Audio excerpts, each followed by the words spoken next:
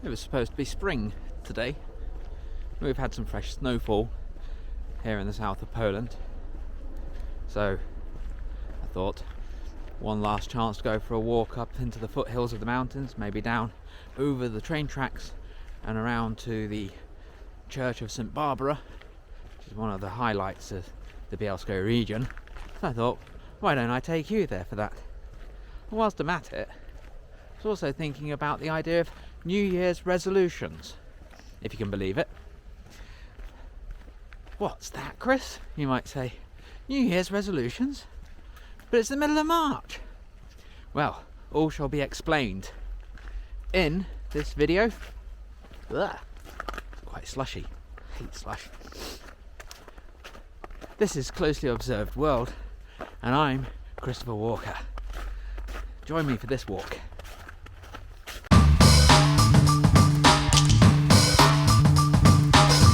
So the first part of the walk is going to take us along Bulvary Stratsonki. Stratsonka just here. Start by crossing the river, and I'm going to be going up this way. There's a good bike path here. When I first moved to Bielsko, this whole area was just, well, it was just wild. It was just grass and mud, a couple of swing sets, and that was about it. It was not really a good place to bring the kids.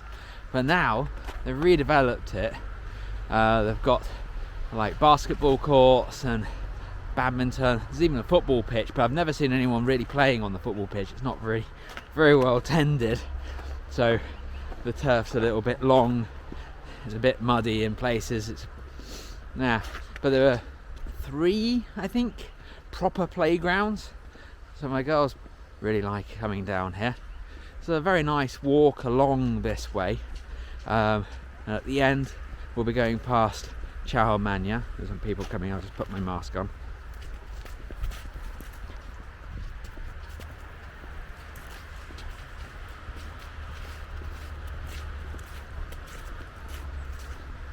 And the views are fantastic, especially going that way, as you'll see, looking up towards the mountains.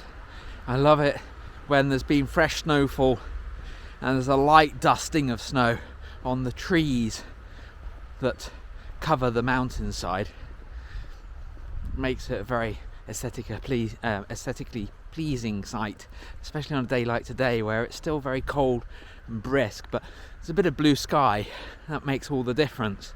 When it's unremittingly grey and dull, it's not really for me, but this I like.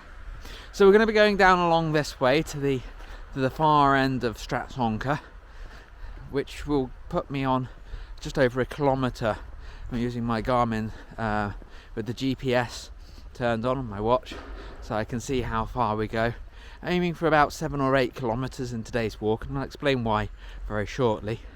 But for now, I'm going to put my mask on because we're going past a group of people, and let's take a look at everything around.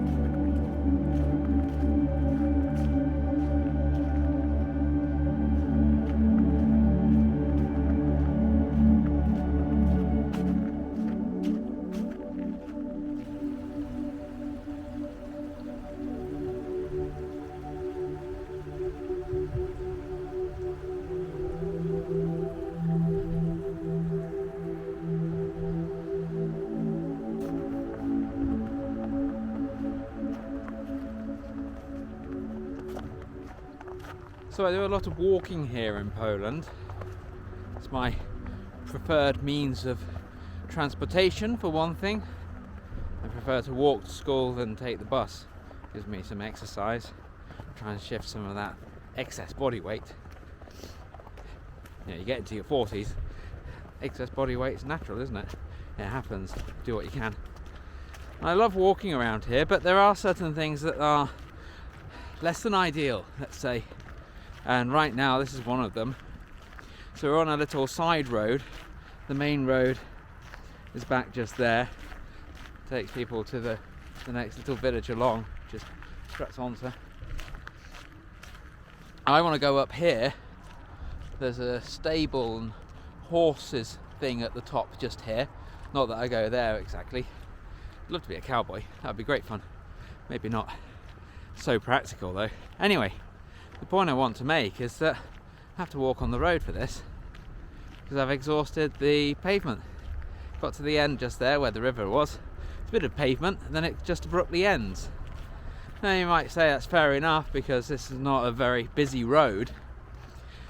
But what really gets my goat is when you're walking like a greater distance following the main road and then there's a break in the pavement.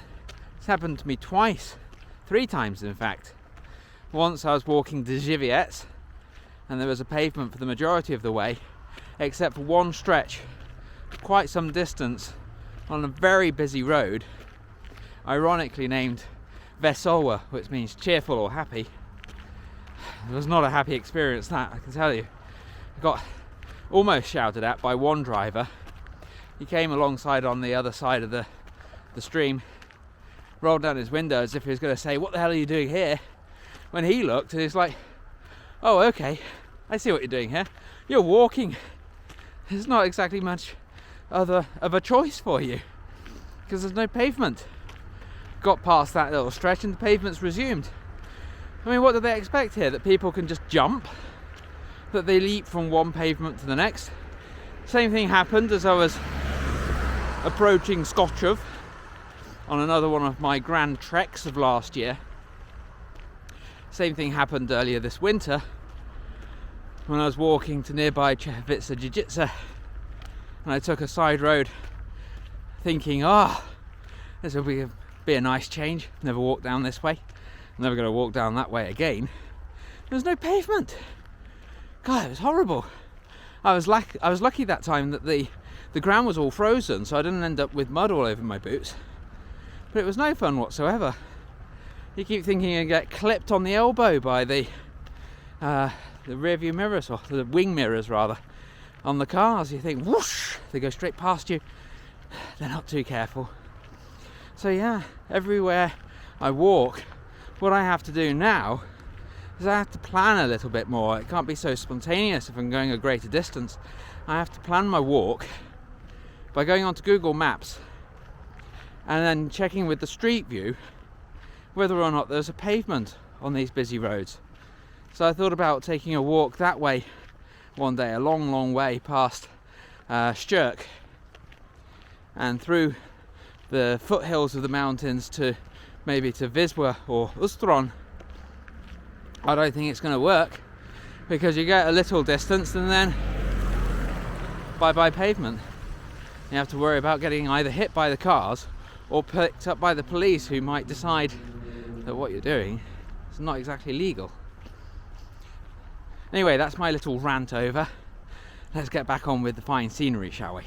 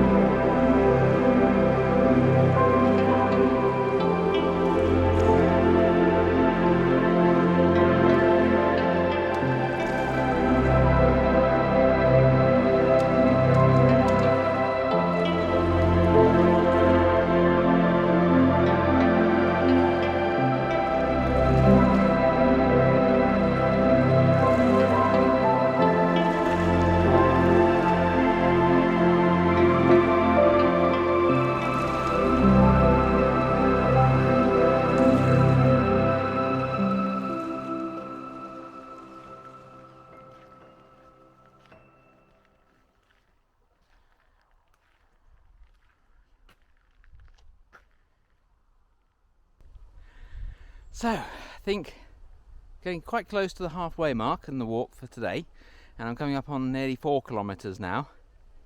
Feeling good about it.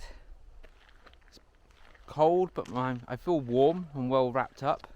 Got my nice winter coat and winter scarf and everything like that. So yeah, wanted to talk a little bit about the idea of New Year's resolutions.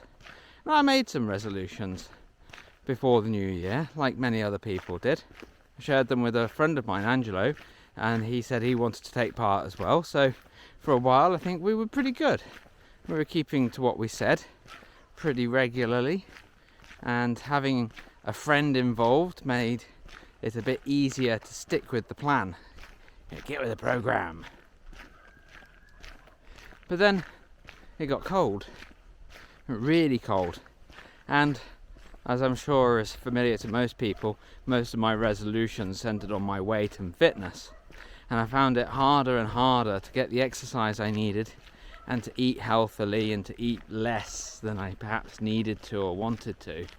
And I think that's natural, because your body needs more calories through the winter just to keep itself going.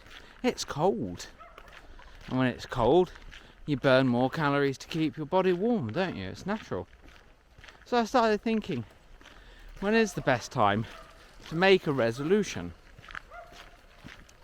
I suppose it depends on the kind of resolution that you're wishing to follow. One of the resolutions I made before the new year was to improve my Polish language skills.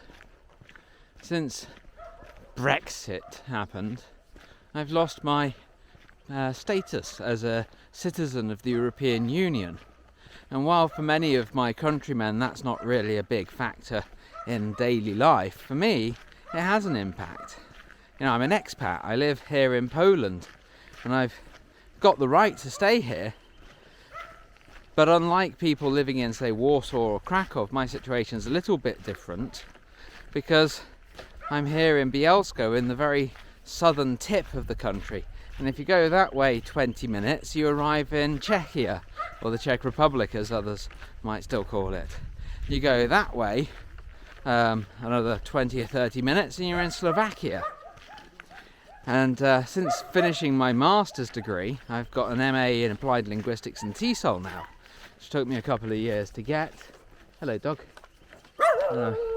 Very happy to have that piece of paper. It's unfortunate because some of the really good universities in the neighbourhood, you've got the university, I think it's the Charles Masaryk University in Brno in Czechia. It'd be lovely to work there, but that's kind of closed off to me now. And you've got the university in Bratislava, closed off to me. And just across the road from Bratislava you've got Vienna, and they've got universities and stuff there. You know, it's such a pain to be in this position. And then looking further ahead in my hopes as an English teacher, where I'd like my career to take me, I'd love for it to be to do with speaking at conferences, but not having to pay for the pleasure, being actually paid. But if it was paid, I might need a visa to go to, say, Hungary to be a speaker. That would be a real shame. I'd still do it for free because I love the experience. So my long-term plan, and I started tail end of November, I think it was, I made this resolution. Now that Brexit's happened and I've lost my rights as an EU citizen, I want to get them back. And the surest way for me to do that is to get Polish citizenship. If only I'd known this was going to happen 8 years ago, I could have tried to get my citizenship sorted then, before the language requirement came in. I've got a couple of friends here in Poland who speak even less Polish than I do, and that's really something. They've got Polish citizenship because they got it before this little switch to the rules. So that's the dilemma I'm facing, you see. I need to get thinking if I'm going to get Polish citizenship or not. I don't have to make that decision right away, but if I want to do it, I'll need to prove that I have B1 level Polish. And that's quite high. I've seen some of the tests, and if I'm lucky, if I guess well, I can get 40 or 50% of the answers right in some of the questions, but that's before I even attempt the speaking or the writing or even the listening. It's going to be a hill to climb. So that was one of my resolutions, and I didn't want to wait for the new year, so I started immediately. So I think that's one of the best ways you can actually make a resolution happen. Don't wait for a particular time. Don't say, oh, the moment is not yet right, and then you take your time and think about it. No, if you decide on something, go for it straight away. Certainly something like learning a language. I didn't want to wait till the 1st of January, so I started immediately. Went back onto Duolingo and I was hitting it hard every day. The only problem is, got distracted and started doing French and a bit of German, a bit of Russian, a bit of Japanese, some Latin. In short, I soon found myself doing 6 or 7 languages concurrently, and because I found all of them a little bit more interesting, and when I say interesting, easier than Polish, my attention was drawn away from what I should have been doing. So I suppose if I were to start the resolution again, it would be to concentrate solely on Polish, because that's the language of real importance to me. But the other resolution that I had, and the one that Angelo, my friend, joined me in doing, was to do with health and fitness. Part of it was motivated, I suppose, by COVID.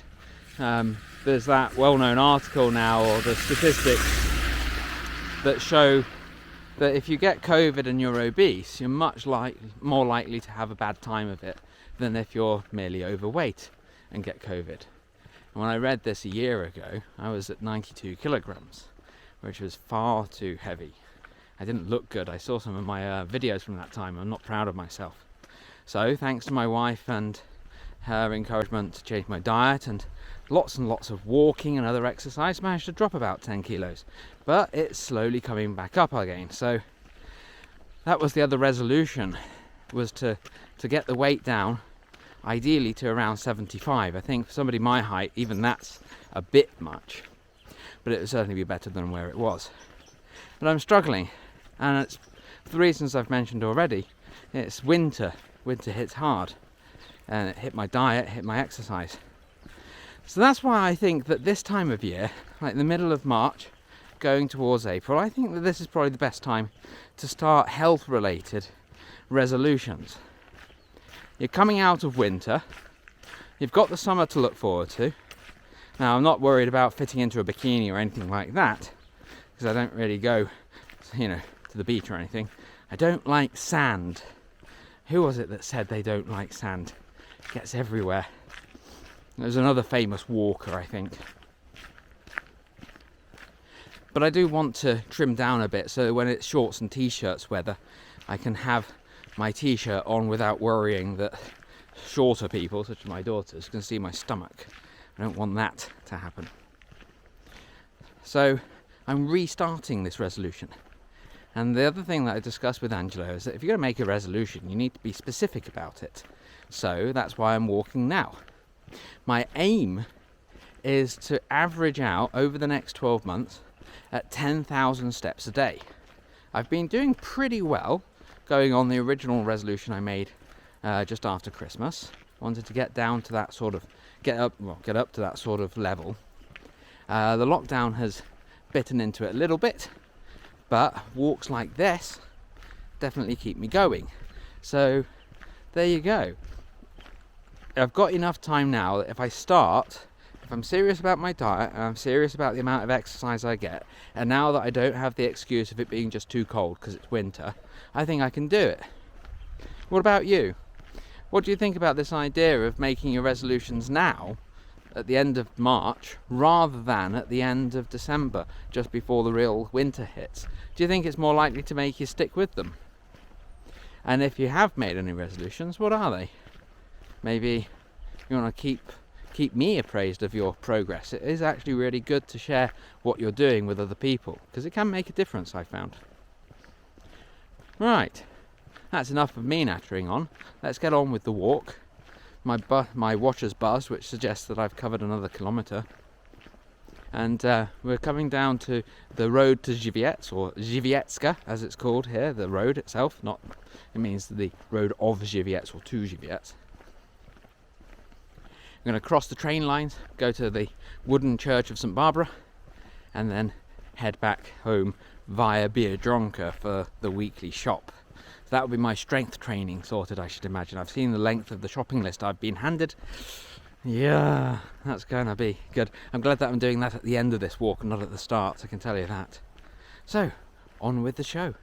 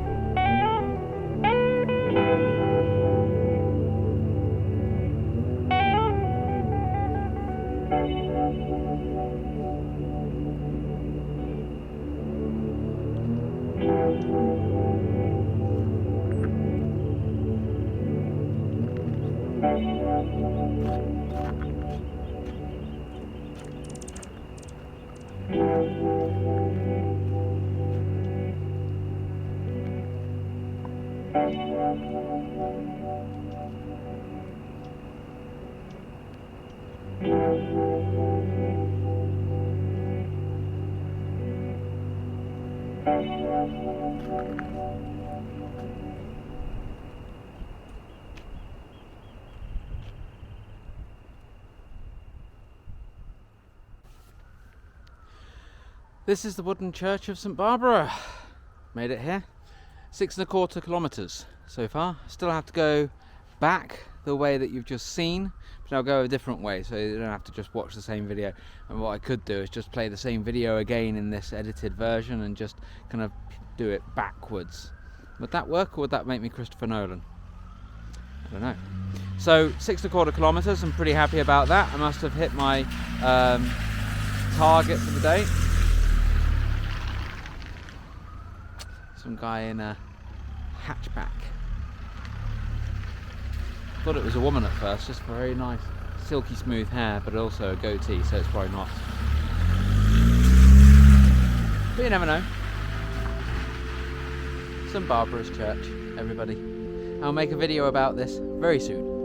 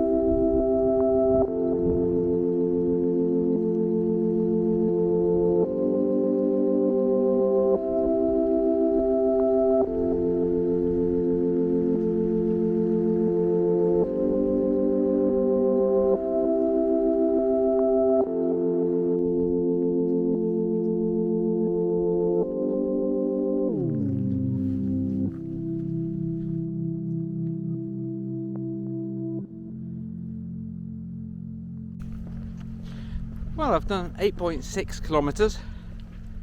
I'll be doing a little bit more to get myself home, so let's call it 9.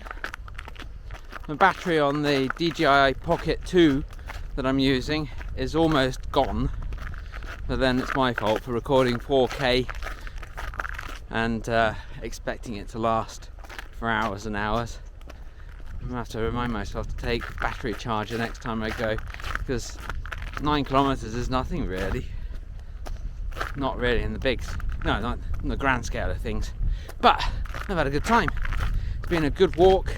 I feel enervated. I feel like I've done some good exercise for the day. I can go to Biedronka. Do I have to? Yeah, I do have to. We need food. And then I can go home and relax. Or rather, teach. How I like to spend my weekends. Thank you for joining me on this walk.